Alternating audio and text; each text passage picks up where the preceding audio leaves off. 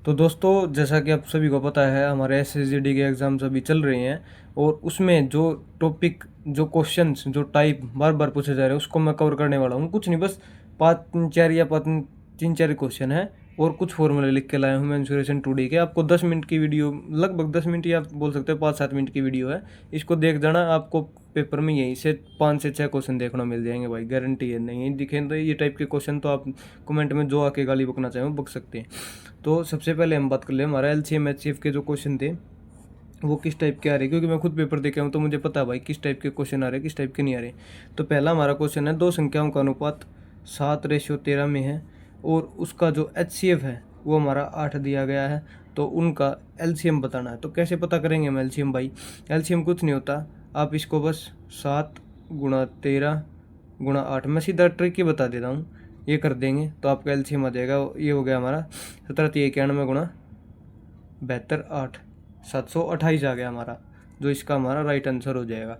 अब ये होता क्यों है? क्योंकि जो हमारा एच शेप होता है वो इन दोनों में कॉमन पार्ट होता है। तो संख्या मान लो है ये 7x और 13x, तो ये जो एच शेप होता है हमारा ये x ही होता है, ठीक है।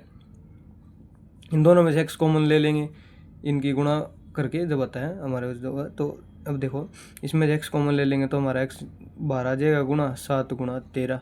अब इसकी गुणा कर देंगे तो ये हमारा उसके एलसीएम के बराबर होता है।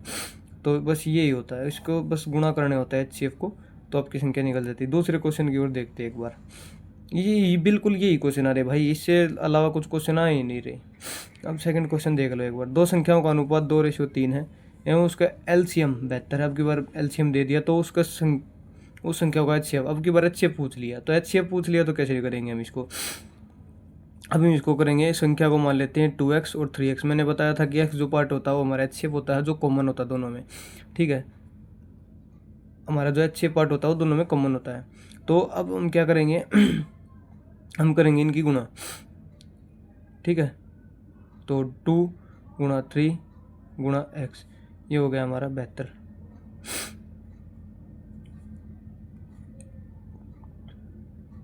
एक्स स्क्वेयर हो गया ना, ये एक्स, सॉरी भाई वो थोड़ा सा ध्यान भटक गया था, ये एक्स स्क्वेयर नहीं आएगा, यहाँ पे एक्स ही आएगा, क्योंकि मैंने ऊपर भी बताया था कि कॉमन होता है इसमें जो एच शेप होता है।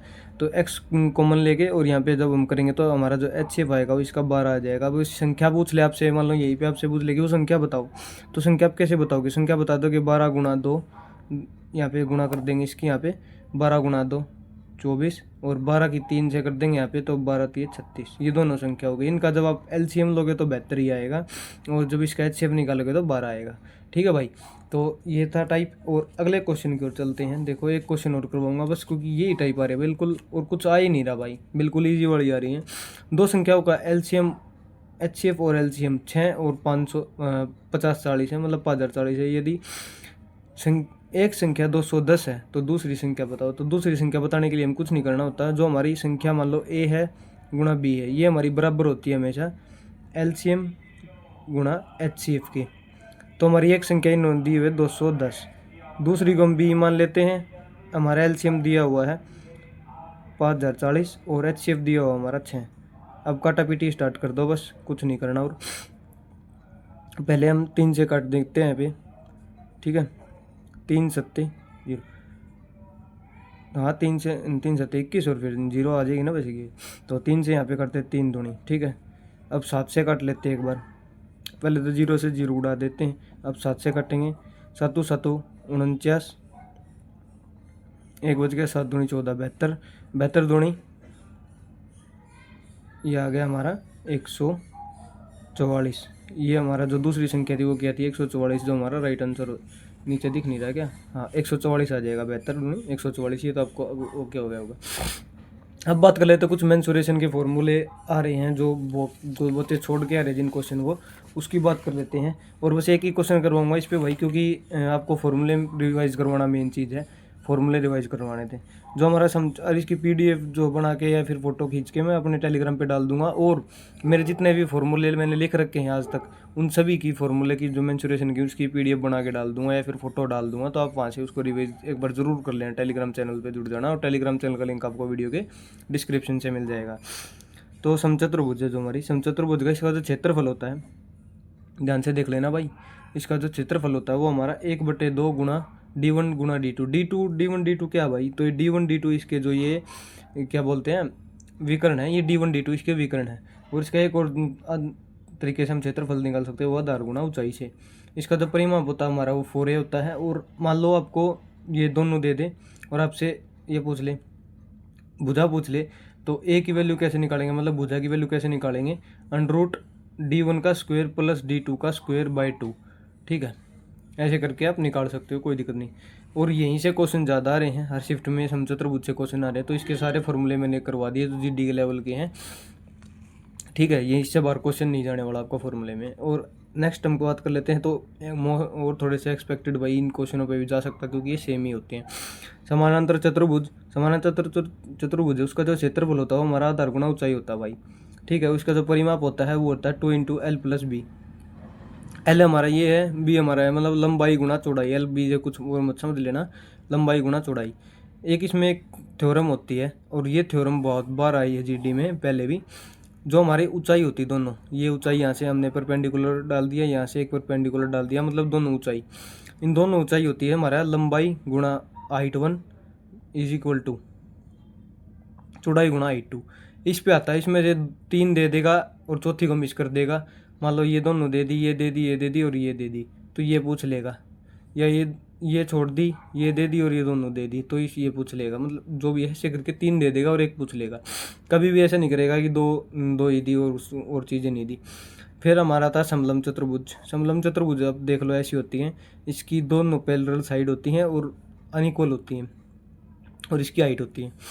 अब इसका जो बस एक ही फॉर्मूला आपको याद करने की जरूरत है, वो क्षेत्रफल। इसका क्षेत्रफल को याद कर लो, ये होता है हमारा 1/2 गुणा A + B, इन दोनों का जोड़ गुणा हाइट, ये होता है बस।